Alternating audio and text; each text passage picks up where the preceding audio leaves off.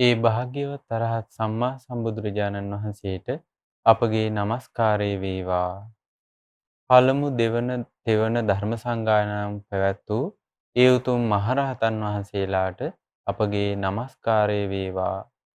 මේ ශ්‍රී ලංකා ද්වීපයේ ගෞතම බුදුසසුන පිහිටුවා වදාළ පරම පූජනීය මිහිඳු මහරහතන් වහන්සේට අපගේ নমස්කාරය වේවා. අපගේ ගුරු දේවෝත්තම පින්වත් ලොකු ස්වාමීන් වහන්සේට අපගේ নমස්කාරය වේවා. සාදු සාදු සාදු. වැඩ සිටින ගරුතර මහා සංඝරත්නයන් අවසරයි. ශ්‍රද්ධාවන්ත පින්වත්නි, පිය උරුමය සදහම් කතිකාවත තුලින් පසුගිය වැඩසටහන්වලදී අපි අපගේ භාග්‍යවතුන් වහන්සේ විසින් දේශනා කරන්නට යෙදුන ඒ මහා සතිපට්ඨාන සූත්‍රය ඇසුරු කරගෙන කොයි විදිහටද මේ සතිපට්ඨානයන් පුරුදු කරන්නේ කියන කාරණේ අපි කතා බහ කළා.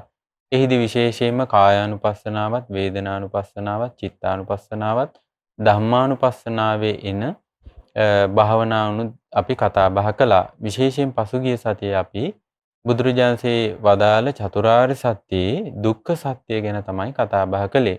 අද අපට ඉතිරි වෙලා තියෙනවා දුක්ඛ සමුදය ආර්ය සත්‍ය ගැන කතා බහ කරන්න.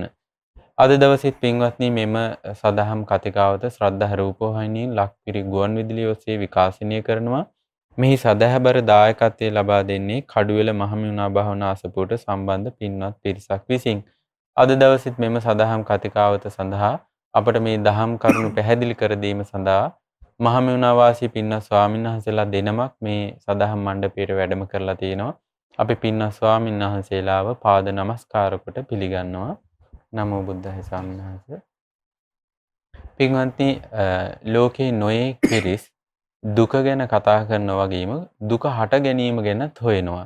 එතකොට ලෝකේ නොයෙක් අය නොයෙක් හේතුන් දුකේ හට ගැනීම විදිහට දක්වනවා.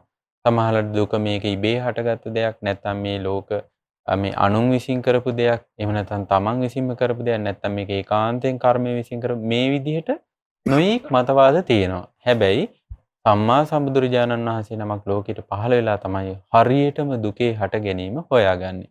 එතකොට බුදුරජාණන් වහන්සේ මේ මහා සතිපට්ඨාන සූත්‍රයේ මේ චතුරාර්ය සත්‍ය යටතේ දුකේ හට ගැනීම පැහැදිලි කරලා දීලා තියෙනවා. පින්වත් ස්වාමීන් වහන්සේ අපිට මේ පිළිබඳව පැහැදිලි කළොත් භාග්‍යවතුන් වහන්සේ කොයි විදිහටද දුක්ඛ සමුදය පනවව දාලේ? නම බුද්ධාය. පින්වත් ස්වාමීන් වහන්සේ මතක් කළා බොහෝ පිරිසක් දුක්ඛ සමුදය ගැන හොයනවා, විසඳුමක් නැහැ කියලා. එතකොට බුදුරජාණන් වහන්සේ පහළ වෙනකන් දෙවියන්ටවත් මාවතක් නැහැ. දෙවියන්ටවත් මේ දුක හටගන්නේ කොහොමද කියලා මොකුත් විසඳුමක් නැහැ. බ්‍රහ්මීන්ටවත් විසඳුමක් නැහැ. බුදු කෙනෙක් පහළ වෙලා තමයි මේක හරියටම අවබෝධ කරගන්නේ. සියලු දෙවිවරුන්ගේ, බ්‍රහ්මීන්ගේ, සියලු මායයට අයත් සියලු වසඟ වෙලා සිටින සියලු සත්වයන්ගේ ස්වභාවය, කාම ලෝකයේ, මේ රූප ලෝකයේ, අරූප ලෝකයේ සියලු ලෝසතුන්ගේ සැබෑ ස්වභාවය පරිපූර්ණ වශයෙන් දකින්නා වූ ශාස්ත්‍රුන් වහන්සේ වෙන බුදුරජාණන් වහන්සේ තමයි මේ දුක හටගන්නේ මෙන්න මේ ආකාරයෙන් කියලා හරියටම නිරව කරලා දෙන්නේ. බුදුරජාණන් වහන්සේ දැන් මේකෙදි විස්තර කරනවා සතර සතිපට්ඨානයේදී, සතිපට්ඨාන සූත්‍රයේදී ආර්ය ශ්‍රාවකයාට කල්පනා කරන්න දුක හටගන්නේ මෙන්න මෙහෙමයි කියලා යථාභූත ඥානයෙන් කල්පනා කරන්න මෙන්න මේ ආකාරයට. කතමංච භික්ඛවේ දුක්ඛ සමුදයං ආර්ය සත්‍යං. කුමක්ද මහණෙනි දුක්ඛ සමුදය ආර්ය සත්‍ය කියලා කියන දුක හටගන්න හේතුව කුමක්ද? යායන් තණ්හා පෝනෝ භවිකා නන්දිරාග සහගතා తත්‍ර తත්‍රාබි නන්දිනී සේයති ඉදං කාම තණ්හා භව තණ්හා විභව තණ්හා කියලා බුදුරජාණන් වහන්සේ විස්තර කළා. යායන් තණ්හා ඒතන සතුටින් පිළිගන්නා වූ, ආස්වාදයෙන් ඇලෙන්නා වූ යායන් තණ්හා පෝනෝ භවිකා, පුනර්භවයේ ඇති කරන ආයමත් විපාක දෙන්න කර්ම සකස් කරලා මේ සසරක අවිද්දගෙන යන්න සකස් කරන්නා වූ පුනර්භවයේ ඇති කරන පෝනෝ භවිකා නන්දිරාග සහගතා ආස්වාදයෙන් ඇලෙන නන්දිරස සහගතා తත්‍ර తත්‍රාබිනන්දිනී ඒ තැන සතුටින් පිළිගන්නා. දැන් මනුස්ස ලෝකයට ආපු අපිට මේක අතහැරලා යන්න බෑ. අපි හිර වෙනවා. ඇහැට පෙනිච්ච ලෝකයේ තුල අපි හිර වෙනවා. කනට ඇහිච්ච ලෝකයේ තුල අපි හිර වෙනවා. නාසයට දැනෙච්ච ලෝකයේ තුල අපි හිර වෙනවා. මේ හැම තැනකම තෘෂ්ණාව ගලාගෙන ගිහිල්ලා අපි හිර කරලා තියෙන්නේ. මේ විදිහමයි නිරිසතා නිරේට අදාළ ලෝකයේ තුල සිර වෙනවා. ප්‍රේතයා ප්‍රේත ලෝකයේ තුල සිර වෙනවා. ඊළඟට තිරිසන් සතා තිරිසන් ලෝකයේ තුල සිර වෙනවා. දෙවියා දිව්‍ය ලෝකයේ තුල සිර වෙනවා. බ්‍රහ්මයා රාජයා බ්‍රහ්ම ලෝකයේ තුල සිර වෙනවා. මේ තමයි ඒ සත්‍යයන්ගේ ස්වභාවය. ඒ තැන සතුටින් පිළි අරගෙන එතන හිර වෙනවා. බුදුරජාණන් මේක පෙන්නනවා. කාම තණ්හා කාමයට වසඟ වෙලා තෘෂ්ණාවෙන් ආස්වාදයෙන් බැඳිලා එතන හිර වෙනවා. කාම ලෝකයේ ගැන බුදුරජාණන් වෙනම විග්‍රහයක් කළා. එතකොට කාම ලෝකයේ විස්තර කළා උන්වහන්සේ කාම ධාතුව කියලා, හීන ධාතුව කියලා, පහත්ම ධාතුව විදිහට බුදුරජාණන් පෙන්වනවා. දිව්‍ය ලෝකයෙන් පහළ. එතකොට දෙවරුත් අයිති කාම ලෝකයට. ඒ ස්වභාවයේ කාමීන් සතුටු වෙන ස්වභාවයක් තමයි දෙවරුන්ගේ තියෙන්නේ. මේ මොනවා හරි දෙයක් බලලා, කෑමක් කාලා, ඇඳුමක් ඇඳලා, මොනවා හරි සින්දුවක් වගේ දෙයක් අහලා, ඊළඟට මොනවා හරි පහසක් ලැබලා සතුටු වෙන ලෝකේ. මේ ලෝකේ ස්වභාවය, කාම ධාතුවේ ස්වභාවය තමයි ඒකෙන් සතුටක් ලබලා දෙන්න පුළුවන් විදිහට තමයි සකස් වෙලා තියෙන්නේ. ඒ ලෝක ධාතුවේ ස්වභාවය කාම සංඥාව. ඒ කියන්නේ කාම ධාතුවේ උපන්න සත්වයාට හඳුනා ගන්න තියෙන්නේ කාම සංඥාව. ඒ කාම සංඥාව නිසා කාම ඡන්දේ උපදිනවා. කාමයටම කැමැත්ත උපදිනවා. ඒ කාමයේ ගැන තමයි කල්පනා කරන්න තියෙන්නේ. කාම සංකල්පය උපදිනවා. කාම සංකල්පය නිසා ඒ ගැනම කල්පනා කර ඉන්නකොට කාම ඡන්දේ උපදිනවා. කාම ඡන්දේ නිසා කාම දැවිල්ල උපදිනවා. ඒක ඕමනා වෙනවා. දැන් හොයනවා. කාම සෙවිල්ල එනවා. දැවිල්ල නිසා සොයනවා. ඒ සොයා වරදේ බැඳි ආපහු මේ තෘෂ්ණාවේ වෙලි සත්‍යය මේක හිර වෙනවා. කාම තෘෂ්ණාව නිසා සත්‍යය හිර වෙනවා. ඊළඟට භවයෙන් සැරිසරාගෙන යන්න ඕන කියන අදහසින් ආයා ඉපදි මෙරි මේකේ යන්න ඕන කියන ආසාවක් උපදිනවා. භව තෘෂ්ණාව ඒකේ හිර වෙනවා සත්‍යය. බුදුරජාණන් ඒක පේනවා. ඊළඟට මේ කයටයි හිතටයි අධික පීඩා එද්දී සත්‍යයට හිතෙනවා මේක පීඩාව තේරෙද්දී මේ හිතයි කයයි නැතිව ඉන්න තියෙනවා නම් හොඳයි කියලා අදහසක් එනවා. අපිට තාම මේක තේරෙන්නේ නැහැ. මේක හිත දියුණු කරපු කෙනෙකුට තමයි සාමාන්‍ය මේක වැටහීමකට යන්නේ. එතකොට බුදුරජාණන් මේකට පෙන්වුවා වචනයක්. විභව තණ්හාව. සිතත් කයත් නැතුව ඉන්න තියෙන ආසාව. බුදුරජාණන් පෙන්වුවා විභව තණ්හාව.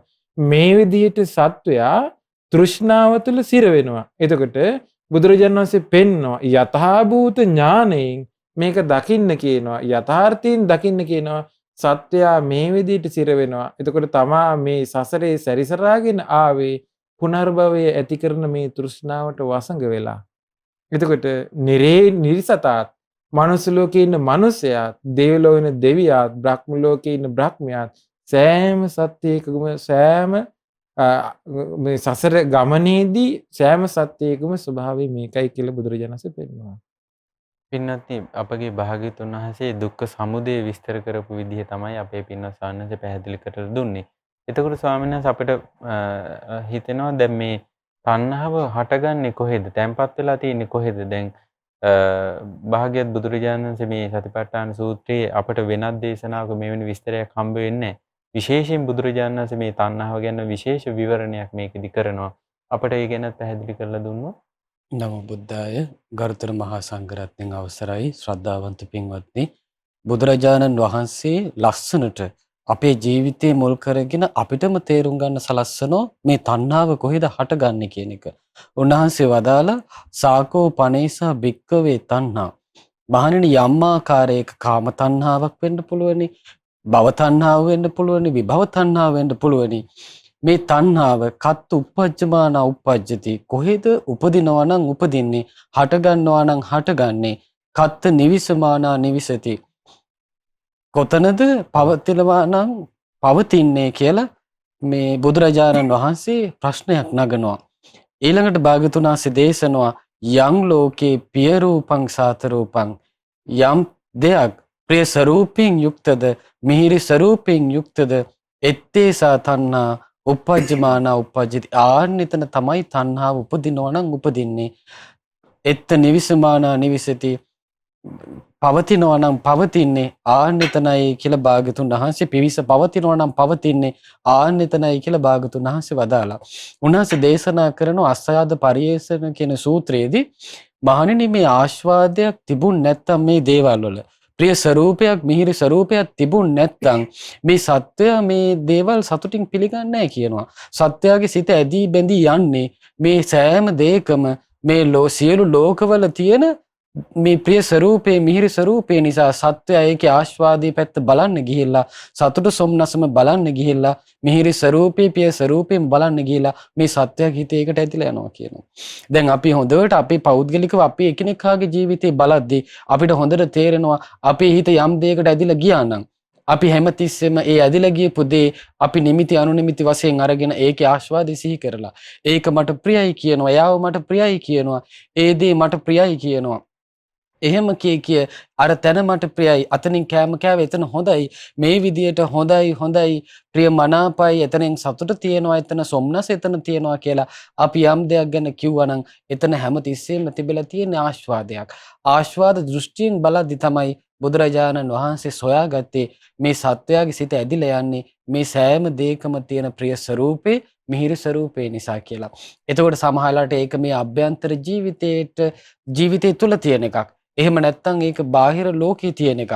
කොයිතැනක හරි ආස්වාදයෙන් බලපු තැන ප්‍රිය දෙයක් තිබුණා නම් මිහිරි දෙයක් තිබුණා නම් ආන්නේ තැන අපේ හිතේ මේ ආශාව තැම්පත් වෙනවා පවතිනවා. ආන්නේ ඒක ශ්‍රාවකයාට තේරුම් ගන්න බුදුරජාණන් වහන්සේ මෙතනින් පස්සේ ලස්සනට එකින් එක අපේ ජීවිතයේ අභ්‍යන්තර ජීවිතයේ සම්බන්ධයෙන් බාහිර ලෝක සම්බන්ධයෙන් තණ්හාව වැඩ කරන හැටි බලන්න කියලා බුදුරජාණන් වහන්සේ ඊළඟට අපිට පෙන්වලා දෙනවා.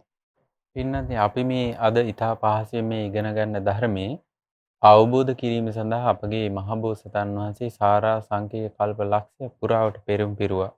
උන්වහන්සේ මේ ජීවිතෙත් වසර 6ක් පුරාවට අසාමාන්‍ය විදිහට දැඩි කැපවීමෙන් වීරියෙන් තමයි උන්වහන්සේ මේ ධර්මය අවබෝධ කළේ. එතකොට මේ ස්වයම්භූ ඥාණයෙන් අවබෝධ කරලා අපට මේ විදිහට දේශනා කරපු නිසා තමයි අපි මේ හරියටම දුකේ හට ගැනීම මොකද්ද කියලා අපට හඳුනා ගන්න පුළුවන් වුණේ.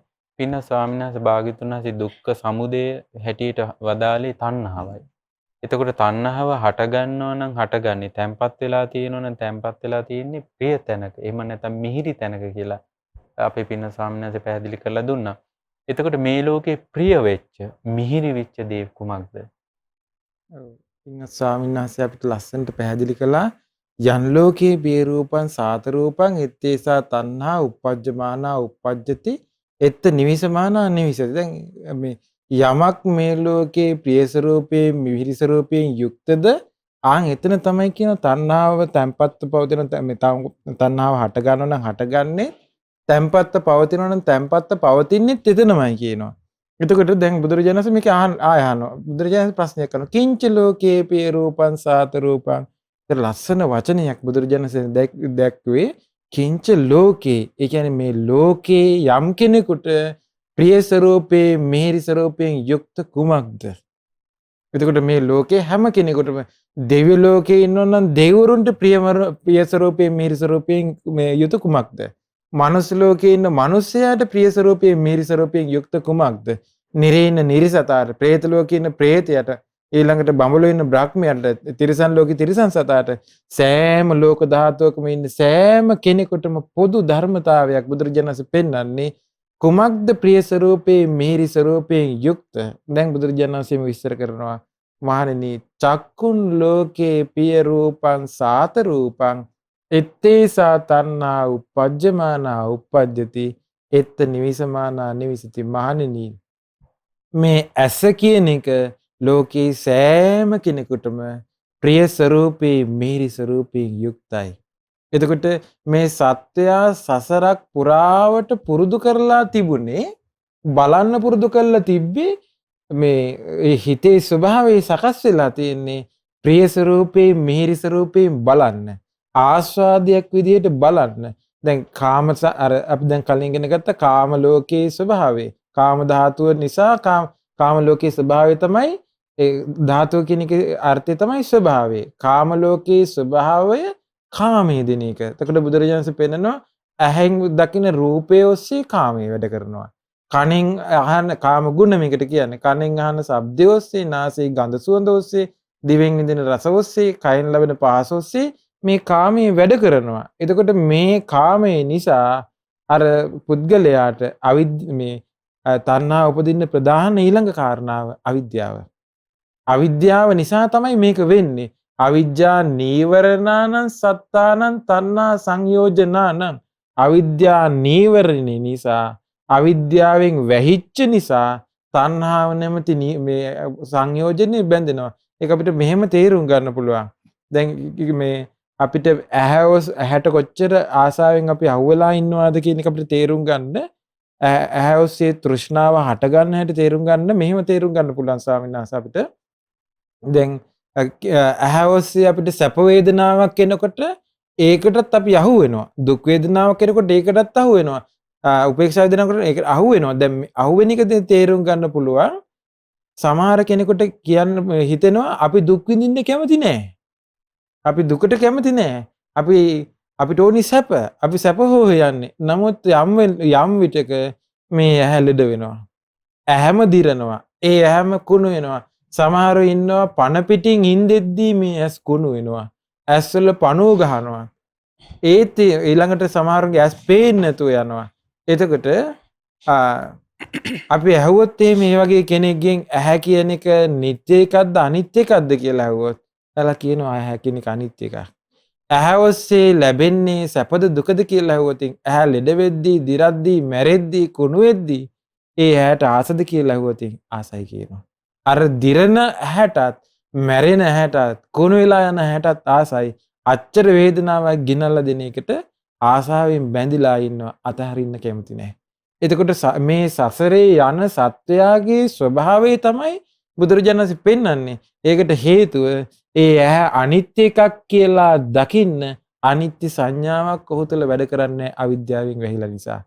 ඇහැ කියන එක දුකක් කියලා දකින්න දුක්ඛ සංඥාවක් ඔහු තුළ වැඩ කරන්නේ. ඔහු සැප සංඥාවෙන්ම හැදියා බලන ලෑස්ති වෙලා ඉන්නේ අවිද්‍යාව නිසා. ඊළඟට අනාත්ම සංඥාවකින් ඇහැදියා බලන්න ඔහු ලෑස්ති නැහැ. ඔහු සසරක් පුරුදු කරගෙන ඇවිල්ලා තියෙන්නේ ආත්ම සංඥාවෙන් ඇහැදියා බලන්න. මගේය, මමය, මාගේ ආත්මයයි මේ ඇස කියලා බලන්න තමයි ලෑස්ති වෙලා ඉන්නේ. මේ කුණු වෙන්නෙත් මගේ ඇහැ, දිරන්නෙත් මගේ ඇහැ, මැරෙන්නෙත් මගේ ඇහැ, මේ ලෙඩ වෙන්නෙත් මගේ ඇහැ. මගේ ඇහැනේ මේ ලෙඩ වෙන්නේ කිය ආයෙමත් මේ දුක ගෙනත් දෙද්දී පවා අර දුකින් අල්ලා ගන්නවා. දුක විඳ විඳ දුකෙන්ම අල්ලා ගන්නවා ඇහැ මමයි, මාගේ ආත්මය කියලා. එතකොට ඊළඟට ඇහි අසුභ සංඥාව දකින්න බෑ මොහොත. හේතුව අවිද්‍යාවෙන් වැහිලා තියෙන නිසා. ඒ අවිද්‍යා නීවරණේ නිසා, අවිද්‍යාවෙන් වැහිලා තිබෙන නිසා මේ තෘෂ්ණාවට අහු වෙනවා. තෘෂ්ණාව නැමැති සංයෝජනේ බැඳිලා යනවා. ඒතර බුදුරජාණන් වහන්සේ පෙන්වනවා චක්කුන් ලෝකේ පිය රූපං සාත රූපං එත්තේසා තණ්හා උපජ්ජමානා උපජ්ජති එත්ත නිවිසමානා නිවිසති. අපි සසරක් පුරාවට බුදුරජාණන් වහන්සේගේ බුදු ඇහැට නොපෙනෙන සසරක් පුරාවට මේ ඇහැට ආසාවෙන් බැඳි ආවා. ආස්වාදේම දැක ආවා. එතකොට ආස්වාදේම දකින්නවා කියලා කියන්නේ මේ ඇහි අපි අයෝනිසෝ මනසිකාරයයි පැවැත්වුවේ. ඒ කියන්නේ අවිද්‍යා සහගත මනසිකාරයක් තමයි අපි පැවැත්වුවේ. හරියට නියම කල්පනාව අවබෝධයට යාමට සුදුසු අයුරින් කල්පනාව හැසිරීමක් නෙමෙයි කලේ. ඒ නිසා අර අවිද්‍යා සහගත දැන් අපි කලින්ම සසරේ පුරුදු කරගෙන ඇවිල්ලා තියෙන්නේ මේ කල්පනාව හසුරවන්න නිත්‍ය සංඥාවක් තුළ, සැප සංඥාවක් තුළ, අවිද්‍යා සහගත කල්පනාවක් තුළ නිසා, අයෝනිසෝ මනසිකාරයක් තුළ නිසා ඉස්සරහට දැන් අපිට ආයි මනසිකාරයේ වැඩ කරන්නේත් අර අවිද්‍යා සහගත ස්වභාවයෙන්මයි. මේ අවිද්‍යා සහගත ස්වභාවය නිසා ඉස්සරහටත් අපිට සකස් වෙන්නේ අවිද්‍යා සහගත ස්වභාවයක්මයි. ඉස්සරහට දිගින් දිගටම අපිට කල්පනා කරන්න තියෙන්නේ මේ විදිහට ගියොත් නම් අවිද්‍යා සහගත මනසිකාරයකි. ඒ නිසා ඇහැ ගැන වගේම බුදුරජාණන් වහන්සේ වදාලා කන ගැනත් කනටත් මේ සත්‍යය මේ විදිහටම ආසයි. කනත් ප්‍රිය ස්වරූපයෙන් මේරි ස්වරූපයෙන් යුක්තයි. එතනත් තණ්හාව හට ගන්නවා. එතනමයි තණ්හාව තැම්පත්ව පවතිනවනම් තැම්පත්ව පවතින්නේ. ඒ වගේම බුදුරජාණන් වහන්සේ පෙන්නනවා නාසයටත් මේ සත්‍යය ආසයි. ඒ ආසාව උපදින්නේ නාසයේ ලෝකයේ ප්‍රිය ස්වરૂපේ මිහිරි ස්වરૂපයෙන් යුක්තයි. තණ්හාව හට ගන්නවා නම් හටගන්නේ මෙතෙන්ටයි. අර ඇහැ ගැන ඉගෙන ගත්ත විදිහටම තණ්හාව තැන්පත්ව පවතිනුන තැන්පත්ව පවතින්නේ මෙතනයි. ඊළඟට බුදුරජාණන් වහන්සේ පෙන්නනවා දිව ගැන. දිවටත් මේ විදිහටම ආසාව හට ගන්නවා. දිවත් ප්‍රිය ස්වરૂපේ මිහිරි ස්වરૂපයෙන් යුක්තයි ලෝකයේ සෑම කෙනෙකුටම. ඊළඟට කය ගැන බුදුරජාණන් වහන්සේ පෙන්නවා කයත් ලෝකයේ සිටින සියලු දෙනාට ආසාව දුරු නොකළ අරහත්ත්වයට පත් නොවූ සියලු දෙනාට ප්‍රිය ස්වરૂපේ මිහිරි ස්වરૂපයෙන් යුක්තයි. ඒ නිසා එතන තෘෂ්ණාව හට ගන්නවා. මනස ඊළඟ එක මනස බුදුරජාණන් වහන්සේ දේශනා කළා මානෙනි මේ සත්වයා මනසේම තමයි ආසාවෙන් බැඳිලා ඉන්නේ. මහණෙනි අල්ලගන්නවා නම් අල්ලගන්න තියෙන්නේ මේ කය කියනවා. කය මේ ටික කාලයක් හරි පවතිනවා පේන්න තියෙනවා කියනවා. නමුත් මනසේ වේගවත් වෙනස් වීම කියන්න උපමාවක්වත් නැහැ කියනවා. නමුත් සත්වයා මනසටම තමයි කියනවා බොහෝ වෙලාවට හිර වෙන්නේ. එච්චර තෘෂ්ණාවෙන් මනසට අහු වෙනවා. මනස මමයේ මාගේ ආත්මය කියලා අල්ලාගන්නේ මනස ප්‍රිය ස්වરૂපේ මිහිරි ස්වરૂපයෙන් යුක්තයි ලෝකයේ සෑම දිනෙකටම. ඒ නිසා එතනමයි තණ්හාව හටගන්නේ. එතනමයි තණ්හාව තන්පත්ව පවතිනවා නම් තන්පත්ව පවතින්නේ. පින්නත්නි අපේ පින්න ස්වාමීන් පැහැදිලි කළා භාග්‍යතුන් වහන්සේ මේ තණ්හාව හටගත්තොත් හටගන්නේ තැම්පත් වෙලා තියෙනවනේ තැම්පත් වෙලා තියෙන්නේ ලෝකේ ප්‍රිය තැනක මිහිරි තැනක කියලා. එතකොට මේ ප්‍රිය වූ මිහිරි වූ දෙයක් විදිහට බුදුරජාණන් වදාරලා තියෙනවා මේ ඇස කන නාසය දිව ශරීරය මනස කියන මේ අභ්‍යන්තර ආයතන 6 පිළිබඳව. පින්න ස්වාමීන් වහන්සේ ඒ තැන් වල විතරද මේ තණ්හාව හටගන්නේ? භාග්‍යතුන් වහන්සේ තවදුරටත් කොයි වගේ තැන්වල තණ්හාව හටගන්නවා තැම්පත් වෙලා තියෙන ලෝකයට ප්‍රිය වූ මිහිරි වූ දේ විදිහට හඳුන්වලා දීලා තියෙන්නේ. ඔව් පින්නත් ස්වාමීන් වහන්සේ දැන් මේ සසරේ ආපු කෙලෙස්ම පුරුදු කරපු තණ්හාවම පුරුදු කරපු දුක්ඛ සමුදයම පුරුදු කරපු කෙනාට එයා දැක්කොත් දකින්නේ මේකේ ආස්වාදේ විතරයි. මොකද බුදු කෙනෙක් ලෝකේ පහළ වෙලා තමයි තණ්හාව නිරුද්ධ වෙලා යන ආදීනව සංඥාවන් ඒ වගේම ලෝකේ යථාර්ථය යථාභූත වශයෙන් බලන හැටි ඔක්කොම කියලා දෙන්නේ බුදු කෙනෙක් පහළ වෙලා. එතකොට ඒ කෙනා ඇහැට තණ්හාවෙන් අහු වෙනවා වගේම කනනාසය දිවකය මනසට තණ්හාවෙන් අහු වෙනවා වගේම ඊළඟට අහු වෙන දේ තමයි බාහිර ආයතන. ඒ කෙනා බුදුරජාණන් වහන්සේ දේශනා කරනවා රූපාලෝකේ පිය රූපං සාත රූපං එත්තේසා තණ්හා උපජ්ජමානා උපජ්ජති එත්ත නිවිසමානා නිවිසති. ලෝකේ මේ ඇහැට පේන රූප කියන්නේ ප්‍රිය ස්වરૂපයෙන් යුතු මිහිරි ස්වરૂපයෙන් යුතු දෙයක්. එත්තේසා තණ්හා උපජ්ජමානා උපජ්ජති. යම් මේ තණ්හාවක් ඇදානේ තණ්හාව උපදිනවා නම් උපදින්නේ ආන්න එතනයි.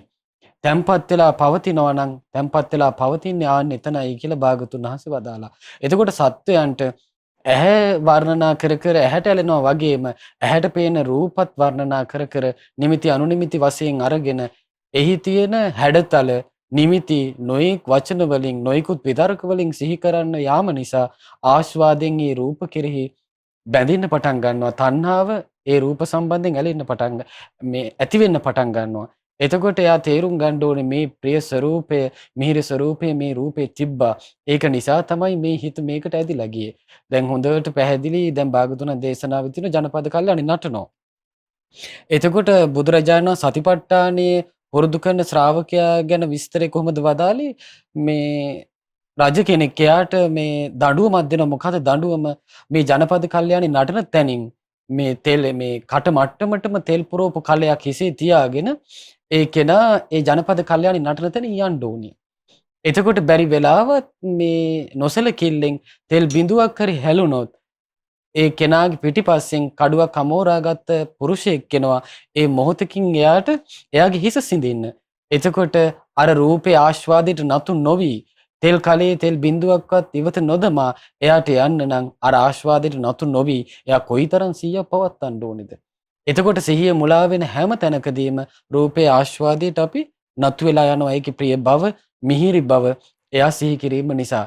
ඒ වගේමයි ශබ්දේ ස්වභාවයත් ශබ්දේ තියෙන ස්වභාවය තමයි මිහිරි ස්වરૂපේ මිහිරි ස්වરૂප මේ ප්‍රිය ස්වરૂපේ. ඒතර භාගතුන් වහන්සේ දේශනා කරනවා ඒ ප්‍රිය ස්වરૂපයෙන් යුතු මිහිරි ස්වરૂපයෙන් යුතු ශබ්දයේ කෙරෙහි තමයි තණ්හාව උපදිනවා නම් උපදින්නේ. තණ්හාව තැම්පත්ව පවතිනවා නම් තැම්පත්ව පවතින්නේ කියලා.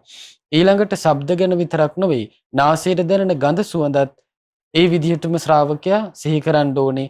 මේ ප්‍රිය ස්වરૂපයෙන් යුතු මිහිරි ස්වરૂපයෙන් යුතු මේ ගඳ සුවඳ කෙරෙහි තමයි තණ්හාව උපදිනවා නම් උපදින්නේ. තණ්හාව තැම්පත්ව පවතිනවා නම් තැම්පත්ව පවතින්නේ කියලා. ඊළඟට දිවට දැනෙන රස ගැන ශ්‍රාවකයා සිහිපත් කරනවා ප්‍රිය ස්වરૂපයෙන් යුතු මිහිරි ස්වરૂපයෙන් යුතු මේ රස ගැන තමයි තණ්හාව උපදිනවා නම් උපදින්නේ. තණ්හාව පිවිස පවතිනවා නම් පවතින්නේ මෙන්න මේ රස කෙරෙහි කියලා එයා සිහි කරන්න ඕනේ. දැන් අපිට සාමාන්‍ය කෑමක් කෑවට පස්සේ අතන කෑම හොඳයි ගිහිල්ලා කන්න කියලා කියනවා. නමුත් අපේ ජීවිතය තුළ මේ තණ්හාව වැඩ කරන හැටි අපිට හොයාගන්න බෑ. දැන් පින්නත් ඔබ සමහරලාට කඩේකට ගියොත් සමහරලාට ඔබට මේ යම් කෑමක් ගන්න ගියා නම් ඔබට ඒ කෑමෙන් පුංචි කොටසක් තියනවා කාලා බලන්න කියලා. ඒ වෙලාවේ ඔබේ හිත පිනා ගියොත් ඔබ ඒකට ඇලුම් කරනවා. ඒ ඇලුම් කිරීමත් එක්ක තමයි ඔබ මේ ඇලුම් කරන ප්‍රමාණය තීරණය වෙන්නේ. සමහරවිට ඔබට ගෙනාලා කෑවට පස්සේ ඒ කෙරෙහි ඔබේ හිත වැඩිපුර බැස ගන්නවා නම් නැවත නැවතත් ඔබට ඒ කෑම කන්න ආසයි. කෑම නැති වුණොත් ඔබ හිතින්ම වාගෙන කන්න පුරුදු වෙනවා. ඒකේ ස්වභාවය තමයි අර ඔබ ඒ ආහාරයේ වේවා. ඒ ආහාරයේ තිබුණ රූපේ ගැන වේවා. මේ ඒකේ තිබුණ ගඳ සුවඳ අරබය වේවා රසය ගැන වේවා. ඔබ මේ ප්‍රිය ස්වરૂපේ මිහිරි ස්වરૂපේ සිහි කිරීම නිසා ඔබේ සිත මේ තණ්හාවේ බැස ගැනීම. එතකොට ශ්‍රාවකයා සිහි කරනවා මේ ප්‍රිය ස්වરૂපේ මිහිරි ස්වરૂපේ යම් රසයක තියනවාද ආන් එතන මේ තණ්හාව උපදිනවා. තණ්හාව පිවිස පවතිනවා කියන එක ශ්‍රාවකයා තේරුම් ගන්න ඕනේ. එයයි දුක්ඛ සමුදය.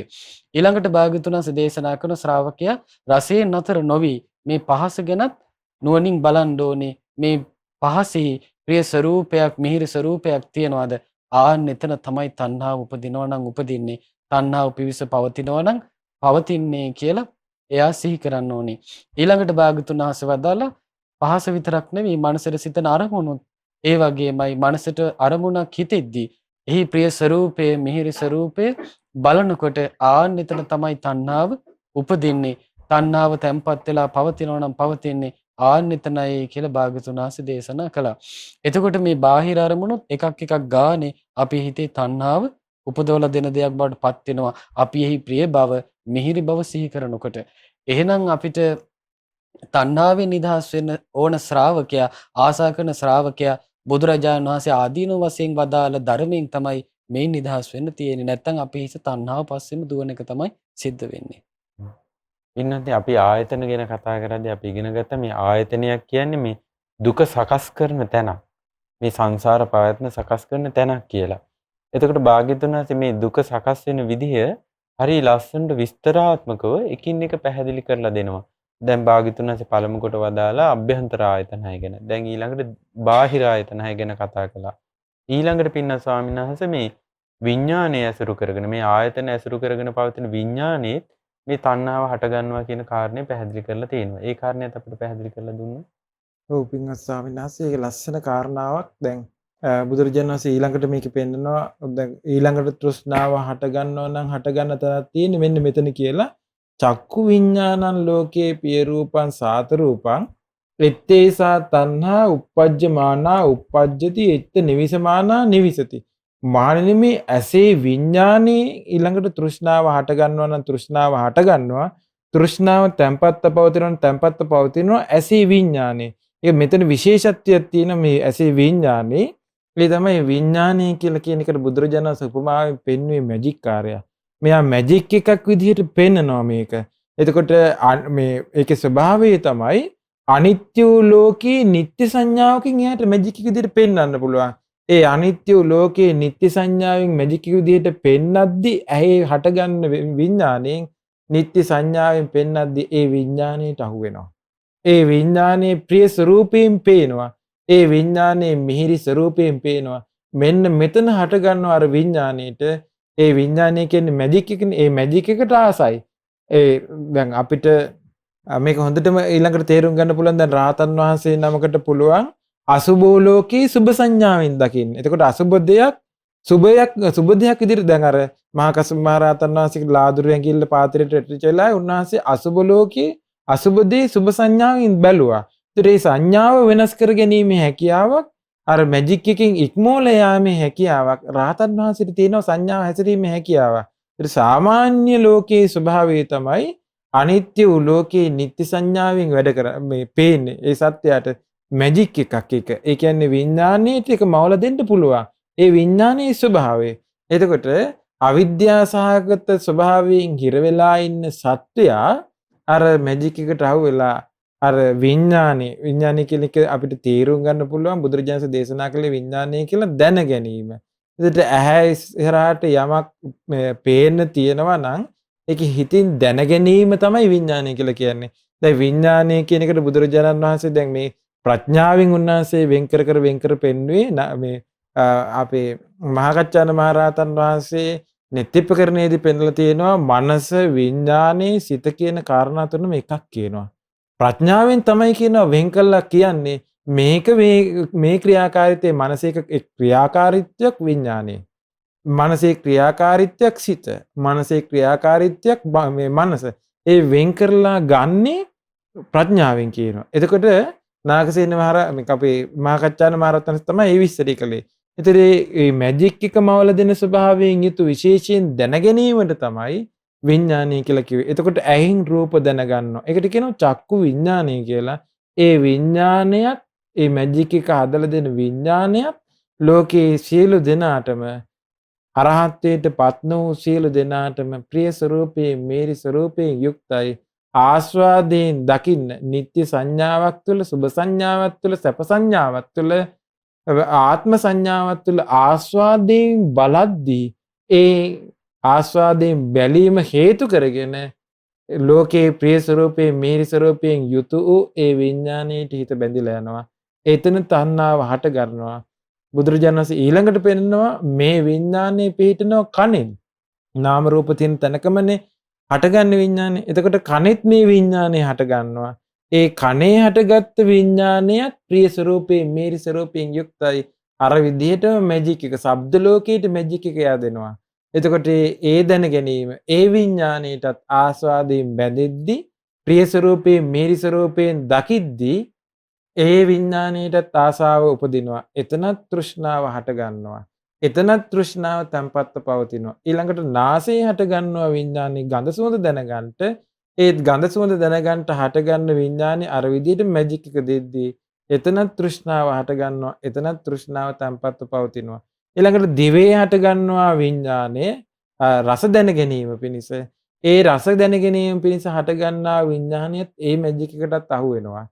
ඒ විඥාණයට ආසාව පිහිටියට පස්සේ බුදුරජාණන් දේශනා කරන එතනමයි තණ්හාව හටගන්නේ. ආස්වාදයෙන් බලද්දි එතනමයි තෘෂ්ණාව හටගන්නේ. එතනමයි තෘෂ්ණාව තැම්පත්ව පවතින්නේ. ඊළඟට කය. ඊළඟට බුදුරජාණන් දේශනා කරන මේ කය. කයෙන් පහස දැනගන්න. පහස දැන ගැනීමම තමයි විඥානය. ඒ විඥාණයටත් අවිද්‍යා සහගත ස්වභාවයෙන් යුතු සත්‍ය අවිද්‍යා නීවරණයෙන් වැහුණට පස්සේ එයා ප්‍රිය ස්වરૂපයෙන් මිහිරි ස්වરૂපයෙන් දකින්නේ ලෝකේ. ඒ නිසා එතන තෘෂ්ණාව හට ගන්නවා. එතනම තෘෂ්ණාව තැම්පත්ව පවතිනවා. ඊළඟට මනසින් සිතවිලි දැනගන්නවා. ඒ සිතවිලි දැන ගැනීම මනසේ විඥානීය ක්‍රියාකාරීත්වය. ඒ විඥාණයටත් ආස්වාදයෙන් බලද්දී ප්‍රිය ස්වરૂපයෙන් මිහිරි ස්වરૂපයෙන් දකිද්දී අවිද්‍යා සහගත සිතින් දකිද්දී තෘෂ්ණාව හට ගන්නවා. එතනම තෘෂ්ණාව තැම්පත්ව පවතිනවා. පින්න ස්වාමීන් වහන්සේ කොයි විදිහටද ස්පර්ශය තුල මේ දුක සකස් වීම ගැන භාග්‍යවතුන් වහන්සේ වදාළේ? ඇත්තටම පින්වත් ස්වාමීන් වහන්සේ දැන් අපි කතා කරද්දී දැන් මේ පින්වතුන්ටත් තේරෙනවා ඇති ගාම්භීර ධර්මයක්. එතකොට එකින් එක දැන් අපිට හිත ඇදිලා යනවා කිව්වම මොකටද ඇදිලා ගියේ කියලා අපි එකතන මේ හිර වෙනවා මිසක් අපිට මේ එකක් ගානේ කරුණු වලින් අපේ හිතේ මෙච්චර ප්‍රශ්නයක් තියෙනවා කියලා අපිට දැනෙන්නේ නැහැ. නමුත් බුදුරජාණන් වහන්සේ මේ අවිද්‍යාව තුල ඉන්න සත්‍යයගේ බුදුරජාණන් වහන්සේ වදාළේ මේ සත්‍ය පැටලලා ඉන්නවා කිව්වා මේ නූල් බෝලයක් අවුල් වුණා වගේ.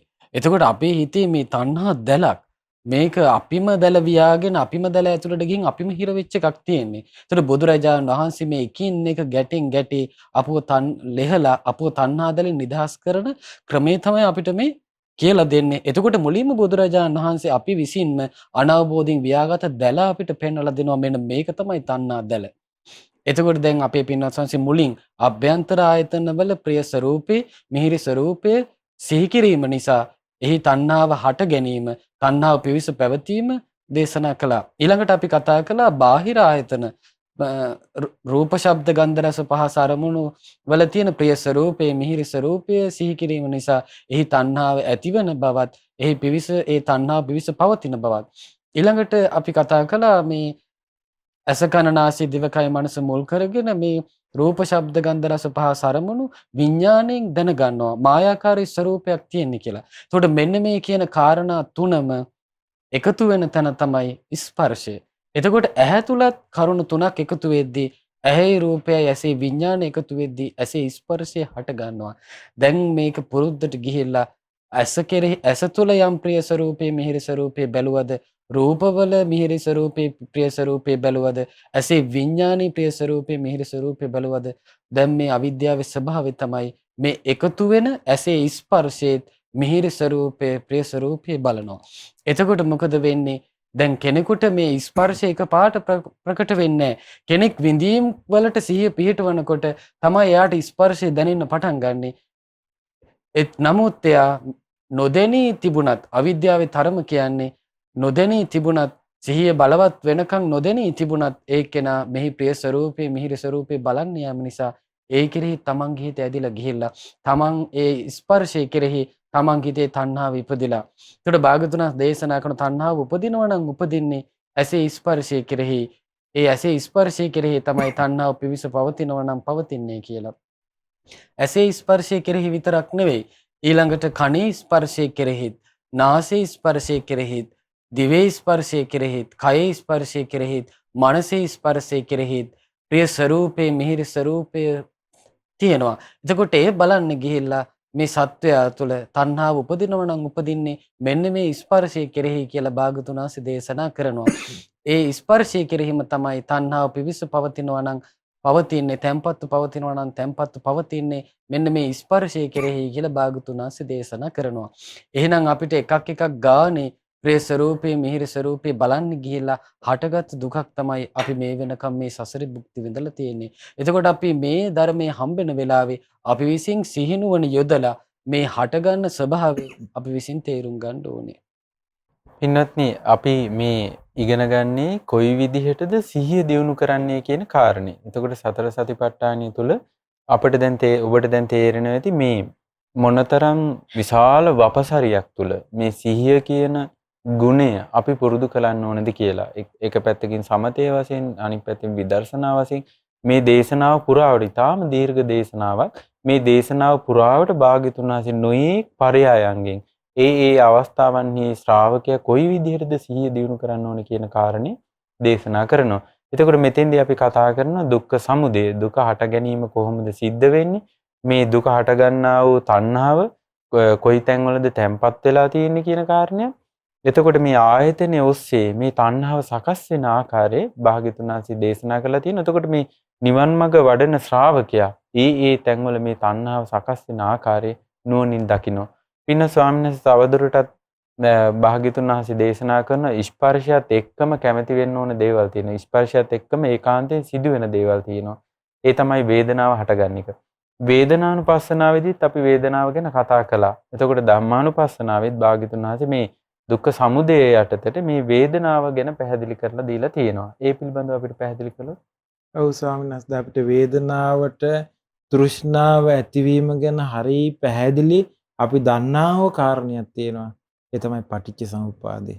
පටිච්ච සමුප්පාදේ අපි හොඳටම දන්නවා. භාගතුන් වහන්සේ පටිච්ච සමුප්පාදේ විස්තර කරද්දී තෘෂ්ණාව හටගන්නේ වේදනාවට. එතකොට වේදනා සමුදයත් වේදනාවට තමයි තෘෂ්ණාව හටගන්නේ. වේදනාව හටගන්නේ ස්පර්ශයෙන්. ස්පර්ශය හටගන්නේ ආයතන 6 නිසා. දැන් අපි ආයතන 6 ගැන කතා කළා. ආභ්‍යන්තර ආයතන 6. ඊට බාහිර ආයතන ගැන කතා කළා. ඊට පස්සේ ඒ නිසා ඇතිවෙන ස්පර්ශය ගැන කතා කළා. දැන් ස්පර්ශය නිසා හටගන්නා වේදනාව බුදුරජාණන් වහන්සේ දේශනා කළා. චක්කු සම්පස්සජා වේදනා ලෝකේ ප්‍රිය රූපං සාත රූපං එත්තේසා තණ්හා උපජ්ජමානා උපජ්ජති එත්ත නිවිසමානා නිවිසති. මහණෙනි, ඇහැට පේන ඇහි ස්පර්ශය නිසා හට ගන්නව නම් යම් වින්දනයක්, සැප වින්දනයක් වෙන්න පුළුවන්. දුක් වින්දනයක් වෙන්න පුළුවන්. උපේක්ෂා වින්දනයක් වෙන්න පුළුවන්. ඒ හැම එකකටම තෘෂ්ණාව හට ගන්නවා. තෘෂ්ණාව හට ගන්නවා. ප්‍රිය ස්වરૂපේ මිහිරි ස්වરૂපයෙන් යුතු නිසා ඒකට හේතුව පටිච්චසම්පාදයේ මුලම තියෙන අවිද්‍යාව. ඒ අවිද්‍යාව නිසාමයි තෘෂ්ණාව හටගන්නේ. අපි කලින් ඉගෙන ගත්තා අවිජ්ජා නීවරණානං සත්තානං තණ්හා සංයෝජන. වේදනාව කියන්නේ මොකද්ද කියලා අවබෝධ කරලා නැහැ. ස්පර්ශය කියන්නේ මොකද්ද කියලා අවබෝධ කරලා නැහැ. ඊළඟට ආයතනය අවබෝධ කරලා නැහැ. දුක අවබෝධ කරලා නැහැ. ආර්ය සත්‍ය අවබෝධ කරලා නැහැ. ඒ අවබෝධ නොකරපු කෙනාට වේදනාවක් හටගනිද්දී යාට පේන්නේ ආස්වාදයෙන්. ප්‍රිය ස්වરૂපේ මිහිරි ස්වરૂපයෙන් පේන්නේ. ඒ ප්‍රිය ස්වરૂපේ මිහිරි ස්වરૂපයෙන් පේන නිසා ඒ වින්දනයේට තෘෂ්ණාවෙන් බැඳෙනවා. ඒක තමයි මම අර සාමනස කලින්ම මතක් කළේ කෙනෙකුගේ ඇහැ කුණු වෙනවා. ඇහැක් ලෙඩ වෙනවා. ඇහැ මැරෙනවා. ඒ ඇහැට ආසයි. ඒ ඇහැ තුලින් ඇති වෙන වින්දනයේට ආසයි. ඒ වින්දනයේට ආසයි කියලා කියන්නේ ඇහැ කියලා දැන් අපි ගත්තොතින් ඇහැ කියලා ඇහැට මිනිස්සු ආසයි. ඒ කියන්නේ දුකට මිනිස්සු ආසයි. බැලූ බැලමට මිනිස්සුන්ට තේරෙන්නේ නැහැ දුකට ආසයි කියලා. ඊළඟට අපි මේ සසරේ සැරිසරාගෙන යන්නේ අවිද්‍යාවෙන් වැහිලා අපි මේ දුක් විඳිනවා කියලා තේරෙන්නේ නැති නිසා. අපි ඉපදීමේ දුකට ගොදුරු වෙනවා කියලා තේරෙන්නේ නැහැ. ජරා මරණ ශෝක වැළපීම් දුක් දුම්නස් සුසුම් මෙලීම් කියන දුකට ගොදුරු වෙනවා කියලා තේරෙන්නේ නැහැ. ඒ නිසා අපි ආසාවෙන් මේ ලෝකයේ තුර සැරිසරාගෙන යනවා. අනේ මට මෙතනින් චුත වෙලා දෙවියන් අතර යන්න නැත්නම්, අනේ අපිට ආයේ මිනිස්යන් අතරට එන්න නැත්නම්, අනේ මෙහෙම විදිහේ සැප සම්පත් ලබන්න නැත්නම් කිය ආපහු සැරිසරාගෙන යනවා. බුදුරජාණන් වහන්සේ වදාලා මහණෙනි යම් රූපයකට ආස්වාදයෙන් බැඳුනහම දුකක් හට නොගන්නා වූ කිසිදු රූපයක් නැහැ. එතකොට අපි යම් වින්දනයකට ඒ වගේම වින්දනයකට යම් වින්දනයකට ආසාවෙන් බැඳුනාට පස්සේ දුකක් හට නොගන්න කිසිම වින්දනයක් නැහැ. එතකොට අපි යම් අයුරකින් සැප වින්දනයකට බැඳුනද, දුක් වින්දනයකට බැඳුනද, උපේක්ෂා වින්දනයකට බැඳුනද අනිවාර්යයෙන්ම දුක හට ගන්නවාමයි. මේ දුක්ඛ සමුදය ගැන අපි කතා කළේ. ඒ තෘෂ්ණාව නිසා අනිවාර්යෙන් දුක හට ගන්නවා. බුදුරජාණන් වහන්සේ වදාළා චක්කු සම්පස්සජා වේදනා ලෝකේ පිය රූපං සාත රූපං ettesa තණ්හා උපජ්ජමානා උපජ්ජති එත්ත නිවිසමානා නිවිසිත. මහන්නි ඇසේ ස්පර්ශයෙන් හට ගන්න වේදනාව ප්‍රිය ස්වરૂපයේ මිහිරි ස්වરૂපයෙන් යුක්තයි. තෘෂ්ණාව හට ගන්නවා නම් හටගන්නේ මෙතනයි. තෘෂ්ණාව තැන්පත්ව පවතිනවනම් තැන්පත්ව පවතින්නේ මෙතනමයි. මේ වගේම ඇහැ වගේම කනේ ස්පර්ශයෙන් හටගන්න වේදනාව සෝත සම්පස්සජා වේදනා ලෝකේ පිය රූපං සාත රූපං ettesa තණ්හා උපජ්ජමානා උපජ්ජති එත්ත නිවිසමානා නිවිසිත. ප්‍රිය ස්වરૂපයේ මිහිරි ස්වરૂපයෙන් යුක්තයි මේ කනේ ස්පර්ශයෙන් හටගන්න වේදනාව. එතනමයි තණ්හාව හටගන්නව නම් හටගන්නේ. එතනමයි තණ්හාව තැන්පත්ව පවතිනනම් තැන්පත්ව පවතින්නේ. නාසී ස්පර්ශයෙන් හටගන්න වේදනාව, දිවේ ස්පර්ශයෙන් හටගන්න වේදනාව, කයේ ස්පර්ශයෙන් හටගන්න වේදනාව. මෙතනමයි තෘෂ්ණාව හටගන්නේ ආස්වාදයෙන් බලද්දි ප්‍රිය ස්වરૂපේ මිහිරි ස්වરૂපයෙන් දකිද්දි එතනමයි තණ්හාව තැන්පත්ව පවතින තැන්පත්ව පවතින්නේ. මනසේ ස්පර්ශයෙන් හටගන්න වේදනාව ඒක ප්‍රිය ස්වરૂපේ මිහිරි ස්වરૂපයෙන් අවිද්‍යාව සහගත බලද්දි අයෝනිසෝ මනසිකාරයෙන් එතනමයි තණ්හාව හටගන්නවා නම් හටගන්නේ. එතනමයි තණ්හාව තැන්පත්ව පවතින තණ්හාව තැන්පත්ව පවතින්නේ. පින්වත්නි බලන්න කොච්චර සියුම්ද කියලා අපගේ භාග්‍යතුන් වහන්සේට කියන විභජ්‍යවාදී කියලා. ඒකට හේතුව මේ තාම සියුම් ධර්මයක් බෙදා දක්වන උන්වහන්සේ. දැන් බලන්න මේ අපි කතා කරන පින්න ස්වාමීන් වහන්සේලා මේ පැහැදිලි කරලා දෙන දේවල් එක මොහොතකින් මේ මුළු ක්‍රියාවලියම සිද්ධ වෙනවා. ඇසයි රූපයි එකතු වෙනවා, විඥානය හට ගන්නවා, ස්පර්ශය හට ගන්නවා, විඳීම හට ගන්නවා, හඳුනා ගැනීම හට ගන්නවා, චේතනාවන් පහළ වෙනවා, තණ්හාව ඇති වෙනවා, විතක්ක ਵਿਚාර හට ගන්නවා. මේ හැම දෙයක්ම එක මොහොතකින් හට ගන්නවා. එතකොට අපේ මුළු මහත් මේ ජීවිත පැවැත්ම තුළම මේ වේගයෙන් සැඩපහරක් වගේ මේ ගලා යන ක්‍රියාවලිය තමයි බුදුරජාණන් වහන්සේ මේ එකින් එක පැහැදිලි කරලා දීලා තියෙන්නේ. මොනතරම් වාසනාවක්ද පින්වත්නි අපට මෙවන් ධර්මයක් අසන්නට ලැබීම පවා. දැන් අපි ඒකාන්ත කොට දකිනවා මේකයි දුක කියලා. ඒ වගේම අපි දන්නවා මෙන්න මේ නිසයි දුකේ හට ගැනීම සිද්ධ වෙන්නේ කියලා. එතකොට මේ දුකෙන් නිදහස් වෙන්නේ මෙහෙමයි. ඒ සඳහා තියෙන ප්‍රතිපදාව මේකයි කියලා අපි නිර්වුල්ව දැනගන්න පුළුවන්.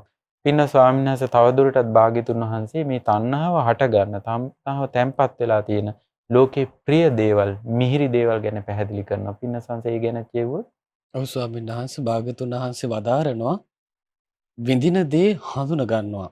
එතකොට අපේ ස්වාමීන් වහන්සේ විඳීමනේ අපේ ජීවිතය තුළ හටගන්න ආකාරය හොඳින් විස්තර කළා. එතකොට මේ විඳීම කෙරෙහි අවිද්‍යාවෙන් බැහැලා තණ්හාවෙන් බැඳෙන ආකාරය ස්වාමීන් වහන්සේ විස්තර කළා. එතකොට අපි ඒ විඳින දේවල් හඳුනගන්නේ කොහොමද? බුදුරජාණන් වහන්සේ දේශනා කළා ඇසේ ස්පර්ශයෙන් යමක් විඳිනවාද යම් රූපයක් විඳිනවාද ආන්නේ රූපය අපි හඳුන ගන්නවා. එතකොට මේ රූපේ සමහරලාට අපි ආස්වාදයෙන් ඒකේ ප්‍රිය ස්වરૂපේ මිහිරි ස්වરૂපේ සිහි කරන්නේ පාට වලින්. සමහරලාට හැඩතල වලින්, සමහරලාට නිමිති අනුනිමිති වශයෙන් අපි කියනවා එයා ඇඳලා හිටියේ ලස්සන ඇඳුමක්. එයාගේ හම හරි පැහැපාත්. එතකොට එයාගේ කොණ්ඩේ හරි ලස්සනයි. එතකොට නොයෙක් වශයෙන් නිමිති වශයෙන් පාට වශයෙන් හැඩතල වශයෙන් අරගෙන අපි මේ රූප සංඥාවට අපි ඇලෙනවා. එතකොට සාස්ෘණ වහන්සේ දේශනා කරනවා රූප සංඥා ලෝකේ පිය රූපං සාත රූපං එත්තේසා තණ්හා උපජ්ජමානා උපජ්ජති එත්ත නිවිසමානා නිවිසති. මේ ලෝකේ යම් රූප හඳුනා ගැනීමක් ඇද්ද ප්‍රිය ස්වરૂපයෙන් යුතු මිහිරි ස්වરૂපයෙන් යුතු දෙයක්. එතකොට ආනි ප්‍රිය ස්වરૂපයෙන් යුතු මිහිරි ස්වરૂපයෙන් යුතු රූප හඳුනා ගැනීම ගැන තමයි තණ්හාව උපදිනවා නම් උපදින්නේ.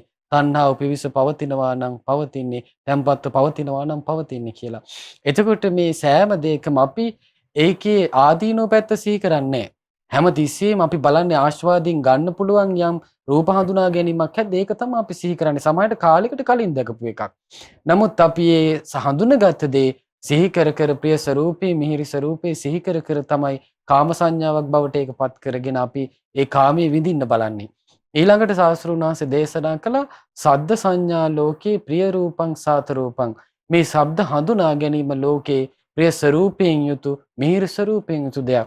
දැන් හඬකුණත් අපි හැමතිස්සේ මේ සංඥාවේ ගන්නේ ප්‍රිය ස්වરૂපේ මිහිරි ස්වરૂපේ. එයාගේ හඬ හරි ලස්සනයි. ඒක හරි මිහිරි. මෙහෙම කියලා අපි කවදාවත් ගෝරනාඩුවක් සිහි කර කර අපි සතුටු වෙන්න බලන්නේ. අපි හැමතිස්සෙම මිහිරි බව ප්‍රිය බව සිහි කර කර ඉන්නකොට අපිට අර හඳුනගත්ත ශබ්දයේ කෙරෙහි අපේ හිතේ තණ්හාව උපදිනවා. තණ්හාව විවිස තැම්පත්ව පවතිනවා.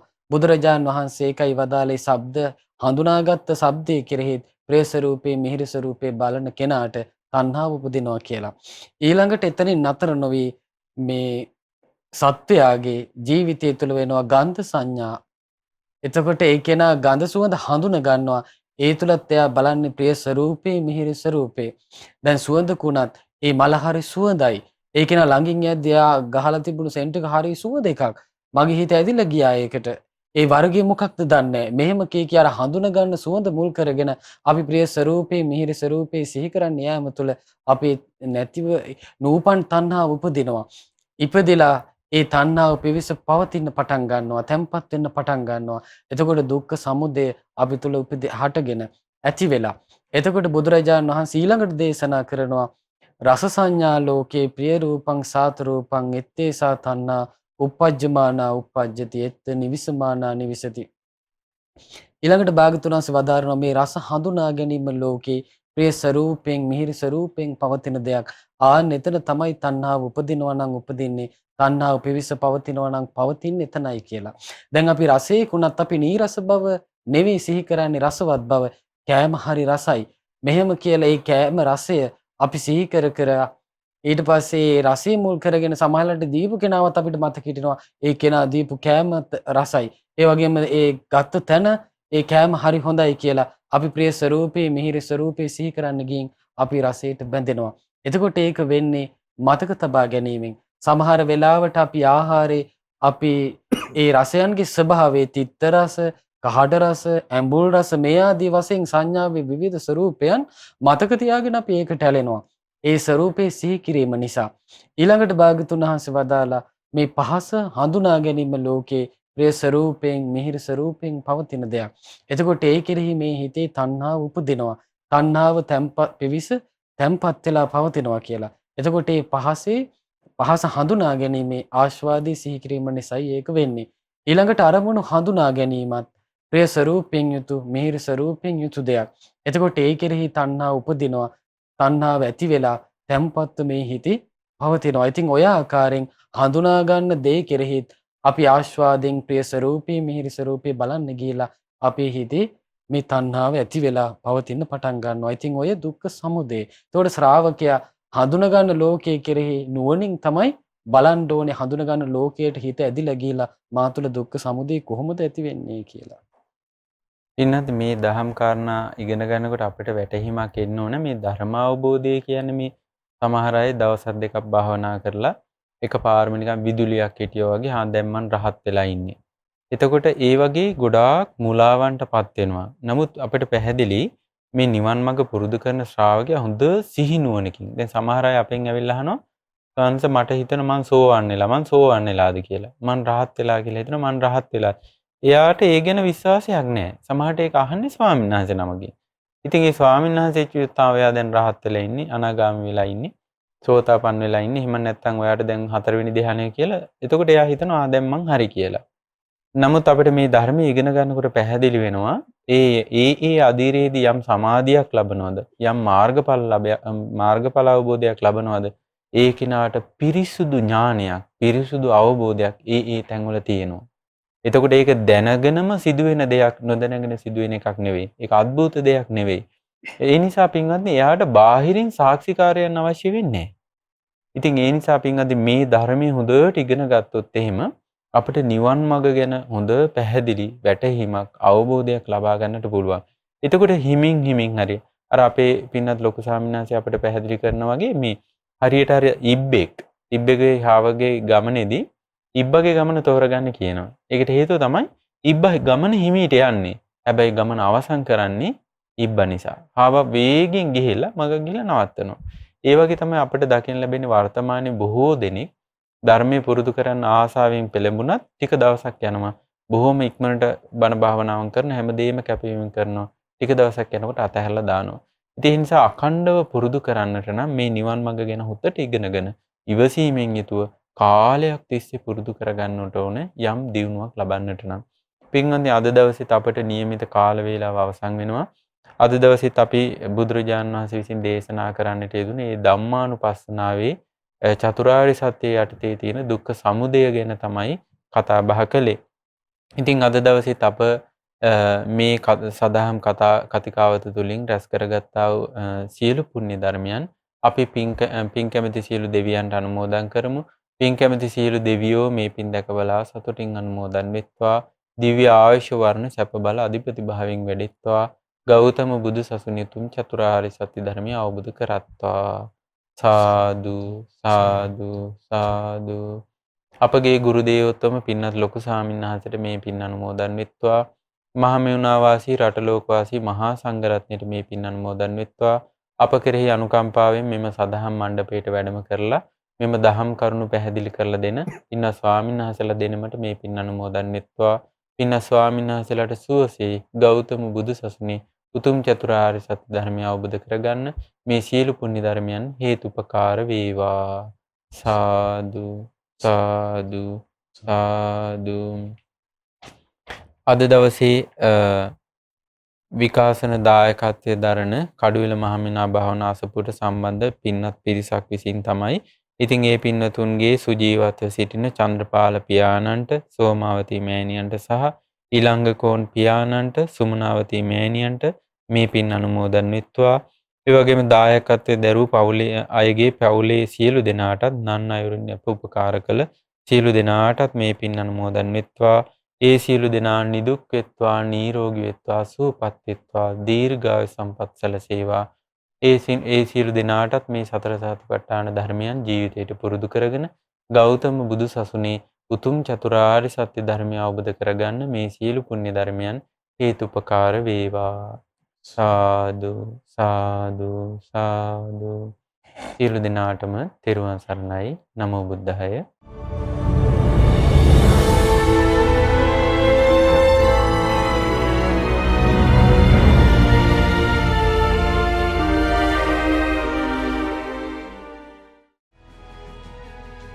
මෙවැනි වටිනා ධර්මදේශනා නැරඹීමට ශ්‍රද්ධා YouTube චැනලය සබස්ක්‍රයිබ් කර සීනුව ලකුණ ඔබන්න.